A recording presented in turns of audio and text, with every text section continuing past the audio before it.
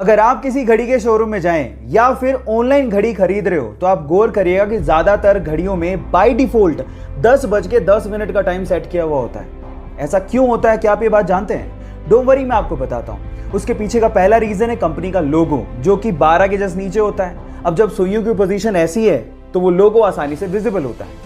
दूसरा रीजन है डेट, जो कि 3 के पास होती है। अब जब सुइयां ऐसे हैं तो आसानी से डेट भी दिखेगी। अब आप लोग कहेंगे कि ये दोनों चीजें तो 8:20 की पोजीशन पे भी दिखाई देंगी, लेकिन मैं आपको बता देता हूं कि 8:20 की जो पोजीशन है उसमें हमें सैड इमोजी बनता हुआ दिखाई देता है। इस वजह से ज्यादातर कंपनियां 8:20 को बाय डिफॉल्ट सेट नहीं करती। क्या इसके पहले तक 10:10 की मैजिकल सेटिंग आप जानते थे? और अगर नहीं जानते थे तो चैट सेक्शन में लिखना मत भूलिएगा। एक बार एक अमीर आदमी को एक बूढ़ा आदमी सर्दी में सड़क पे बिना कोट के बैठे दिखा। तो उस अमीर आदमी ने बूढ़े आदमी से पूछा कि क्या आपको ठंडी लग रही? आपने तो कोट भी नहीं पहना है। तो उस बूढ़े आदमी ने जवाब दिया कि कोट मेरे पास नहीं है और इस सर्दी का मैं आदी हो चुका हूं।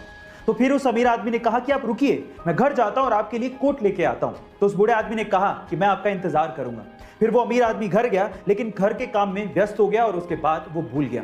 जब सुबह उठा तो उस बूढ़े आदमी की उसे याद आई, पर तब तक वो बूढ़ा आदमी सर्दी के मारे अपनी जान गंवा चुका था। लेकिन उस बूढ़े आदमी ने उस अमीर आदमी के लिए खत छोड़ा था। उस खत में लिखा था कि जब तक मेरे पास गर्म कपड़े नहीं थे, मेरे पास सहन करने की क्षमता थी, शक्ति थी।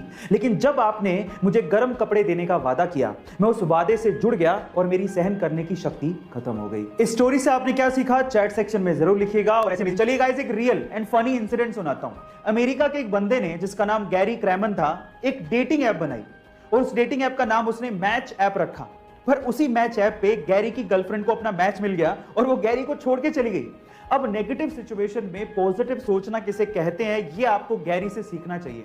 जब गैरी से इस बात के बारे में पूछा गया तो उसने कहा कि मुझे दुख तो बहुत हुआ कि मेरी गर्लफ्रेंड मुझे छोड़ के चली गई, लेकिन इस बात की खुशी थी कि मेरी ऐप काम कर रही थी। गाइस, ये इंटरेस्टिंग फनी इंसिडेंट सुन के आपको कैसा लगा, चैट सेक्शन में जरूर लिखिएगा। और ऐसे अमेजिंग वीडियोस के लिए यूट्यूब पे हमारे चैनल को सब्सक्राइब कर लीजिए।